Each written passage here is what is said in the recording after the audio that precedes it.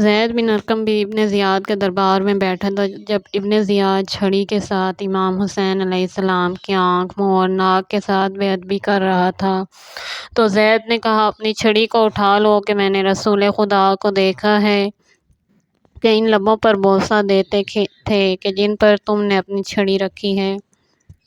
اس کے بعد زید بن ارقم رونے لگا تو ابن زیاد نے اس سے کہا کہ خدا تمہیں رلائے، اے خدا کے دشمن، اگر تم بوڑھے اور بے عقل نہ ہو چکے ہوتے تو میں تمہاری گردن اڑا دیتا۔ زید نے کہا، میں تمہارے لیے ایک حدیث بیان کرتا ہوں کہ پہلی حدیث سے بھی زیادہ تجھے غضبناک کر دے گی اور تمہارے لیے بہت زیادہ سنگین ہوگی۔ وہ یہ ہے کہ میں نے رسول خدا کو دیکھا کہ امام حسن کو دائیں زانوں پر اور امام حسین کو بائیں زانوں پر بٹھایا ہوا تھا اور ایک ہاتھ کو شہزادوں کے سروں پر رکھا اور فرمایا، بار الہ، میں ان دونوں کو اور تمام مومنین سے زیادہ نیک کو یعنی علی علیہ السلام تجھے ودیعت کرتا ہوں، یعنی امام حسن، امام حسین اور علی کو کہ جو پیغمبر کی امانتیں ہیں۔ اس بنا پر اے ابن زیاد بتاؤ کہ تم نے رسول کی امانتوں کے ساتھ کیا سلوک کیا؟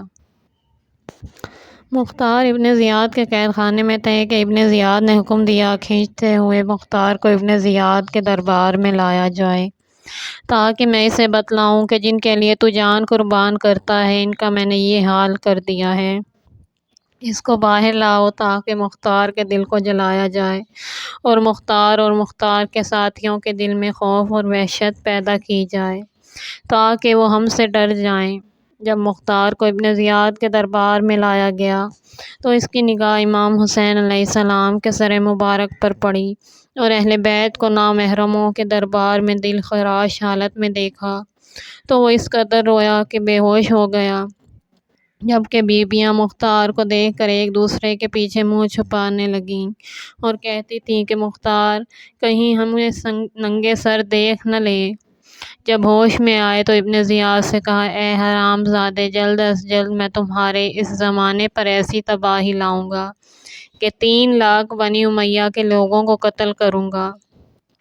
یہ سن کر ابن زیاد نے جلاد کو مختار کے قتل کا حکم دیا تو اس کے مشیر جو اس کے دربار میں تھے انہوں نے کہا کہ مختار کے قتل کے ساتھ ایک عظیم فتنہ برپا ہو جائے گا، لہٰذا مختار کو قتل نہ کیا جائے بلکہ دوبارہ قید میں ڈال دیا جائے۔ تو مختار کو دوبارہ قید کر دیا گیا۔ منقول ہے کہ ابن زیاد نے سر مقدس کو ایک تشت میں رکھا اور چھڑی کے ساتھ حضرت کے لب و دندان کے ساتھ بے ادبی کرتا تھا اور اس کے ساتھ استہزاء کرتے ہوئے کہتا تھا، اے حسین، تو بہترین مسکرانے والا تھا، اور کہتا تھا، جنگ بدر میں مسلمانوں کو جو کفار پر کامیابی ہوئی تھی آج اس کے بدلے کا دن ہے۔ ابن زیاد کے دربار میں ایک مرد قبیلہ بکر سے جس کا نام جابر تھا، اس نے جب امام حسین کے سر مبارک کے ساتھ ابن زیاد کو گستاخی کرتے ہوئے دیکھا تو اس نے نظر کی کہ اگر ابن زیاد کے خلاف 10 آدمی بھی قیام کریں تو میں ان کے ساتھ مل جاؤں گا۔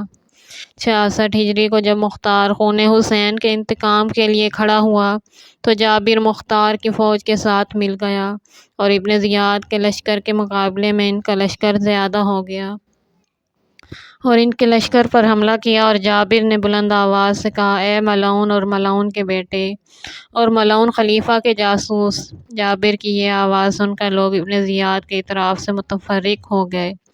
اس موقع پر جابر اور ابن زیاد نے ایک دوسرے پر حملہ کیا، اس کے نتیجے میں دونوں طرف سے لوگ مارے گئے اور ابن زیاد جہنم واصل ہوا اور پھر جابر بھی شہید ہو گئے۔ منقول ہے کہ رباب جو امام حسین علیہ السلام کی زوجہ اور علی اصغر کی ماں نے امام حسین علیہ السلام کے سر کو ابن زیاد کے پاس سے اٹھایا اور اپنی گود میں لے کر بوسہ لیا اور اس طرح مرثیہ پڑھتی تھیں، حسین جان، میں حسین کو فراموش نہیں کر سکتی اور ان نیزوں کو بھی فراموش نہیں کر سکتی کہ جو دشمنوں نے ان کے بدن پر مارے، اور اس بات کو بھی فراموش نہیں کر سکتی کہ دشمنوں نے تشنہ لب حسین کے لاشے کو کربلا کی گرم مٹی پر رکھا تھا، چہرے پر آنکھوں سے آنسو بہائے اور پھر ابن زیاد کی طرف اشارہ کیا، کہنے لگیں کہ جن ہونٹوں کو چوب خیز راہ سے مار رہا ہے میں نے دیکھا ہے کہ اسے رسول خدا نے بارہا چوما ہے۔ اگر تو لکڑی سے ضرب لگانا چاہتا ہے تو ہمارے سامنے نہ لگا۔ دیکھ سکینہ کی نظر اپنے بابا کے چہرے پر ہے۔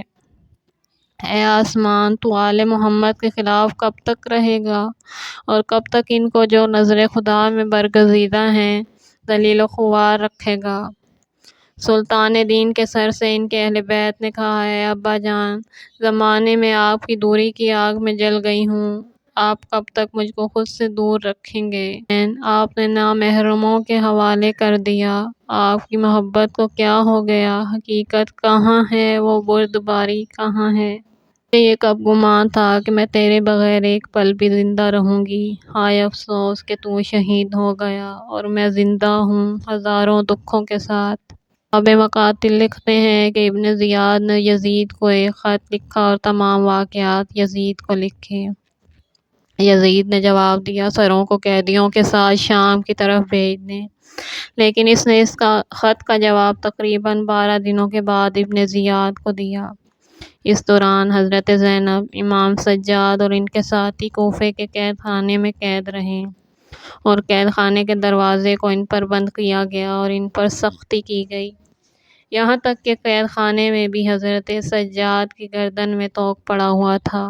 شیخ مفید نے نقل کیا ہے کہ ابن زیاد نے حکم دیا کہ امام حسین علیہ السلام کے سر مقدس کو کوفہ کے گلی کوچوں میں پھرایا جائے۔ زید بن ارقم نے کہا، میں نے دیکھا کہ حضرت کا سر نیزے پر ہے اور وہ سر مقدس اس آیہ کی تلاوت کرتا تھا کہ جس کا ترجمہ ہے، کیا گمان کرتے ہو کہ اصحاب کہف اور رقیم ہماری عجیب آیات میں سے ہیں؟ راوی کہتا ہے کہ میں ڈر گیا اور مجھے وحشت ہوئی، میں نے آواز دی، تیرا سر اے فرزند رسول خدا عجیب اور تعجب آور ہے۔ منقول ہے کہ سلمہ بن کہیل نے سنا اس وقت سر مقدس یہ آیت پڑھتا تھا، جلدی خدا تم کو ان کے شر سے دور کرے گا، وہ سننے والا اور جاننے والا ہے۔ نیز منقول ہے کہ حضرت کے سر مقدس کو ایک لکڑی پر آویزاں کیا گیا، بہت سے لوگ اس کے اطراف میں اکٹھے ہو گئے، ہم نے ایک نور کو دیکھا کہ جو اس سر سے آسمان کی طرف نکلا۔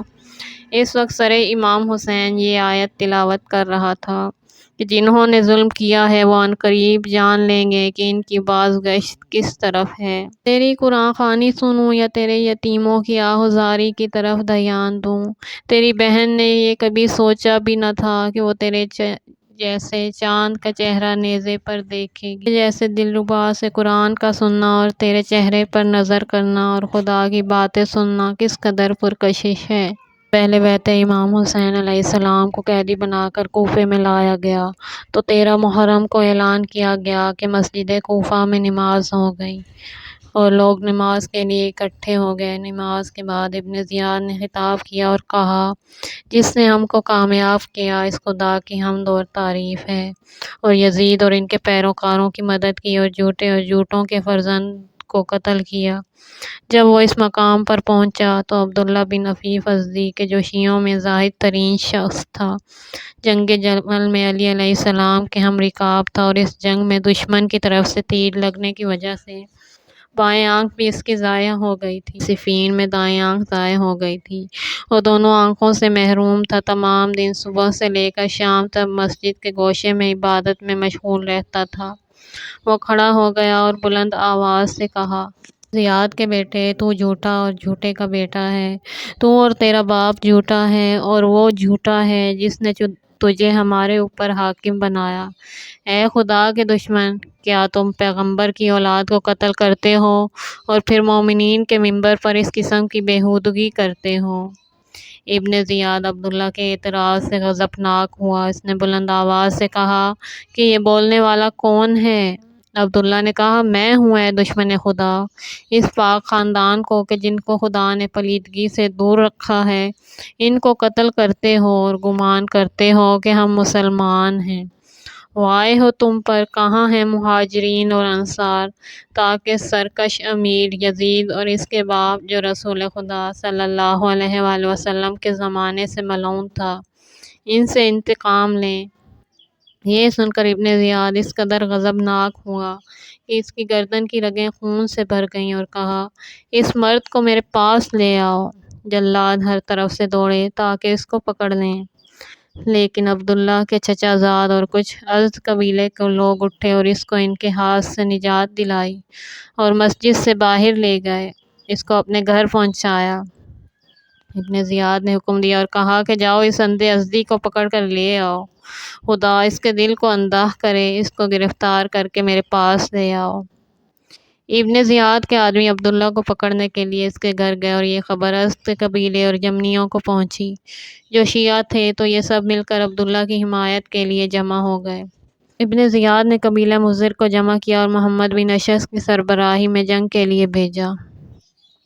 اس دوران سخت جنگ ہوئی اور عرب کی ایک کافی جماعت اس دوران قتل ہو گئی، لیکن یہ جنگ عبداللہ کے قتل کے بعد ہوئی۔ ابن زیاد کے ملائن عبداللہ کے گھر کے دروازے کے پاس آئے اور دروازے کو توڑ کر اندر داخل ہو گئے، اور عبداللہ کی بیٹی نے فوج دیکھ کر بلند آواز سے کہا، بابا جان، فوجی آ گئے۔ تو عبداللہ نے کہا، تمہارے ساتھ ان کا کوئی کام نہیں ہے، مجھے تلوار دے دو اور ساتھ کھڑی ہو کر مجھے بتاتی جا کہ ملائن کس طرف سے آ رہے ہیں۔ جناب عبداللہ ایک ہی مقام پر کھڑے ہو کر تلوار سے اپنا دفاع کرتے تھے اور رجز پڑھتے، اور آپ کی بیٹی کہتی تھی، کاش میں مرد ہوتی تو بابا تیرے آگے آگے رسول خدا کی پاک عطرت کے قاتلین کے ساتھ جنگ کرتی۔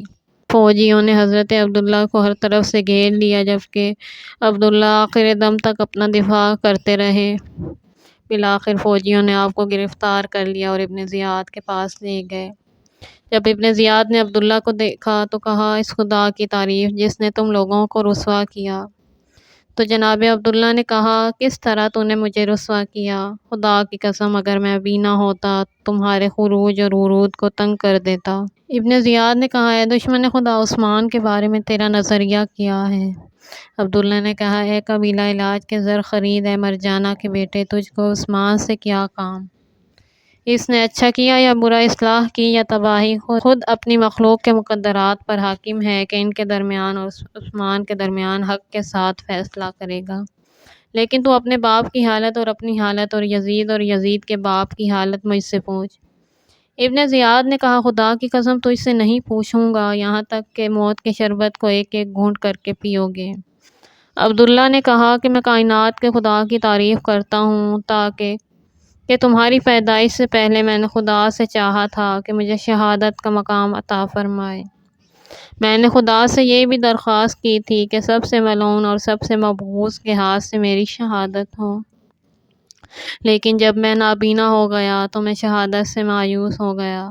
اب میں خدا کی تعریف کرتا ہوں کہ جس نے میری دعا کو پورا کیا۔ ابن زیاد نے اپنے جلاد سے کہا، اس کی گردن کو جدا کر دو۔ عبداللہ کی گردن کو جدا کیا گیا اور اس کے خون آلود بدن کو کوفہ میں کناسہ کے مقام پر لٹکایا گیا، اور ایک قول کے مطابق مسجد کے احاطے میں پھانسی دی گئی تمام اولیاء خدا کا جوان غیور جنگجو اور پاک دل پر کہ جس نے اپنی غیرت کا مظاہرہ کرتے ہوئے امام حسین علیہ السلام کی عزت کی خاطر اپنی جان تک دے دی۔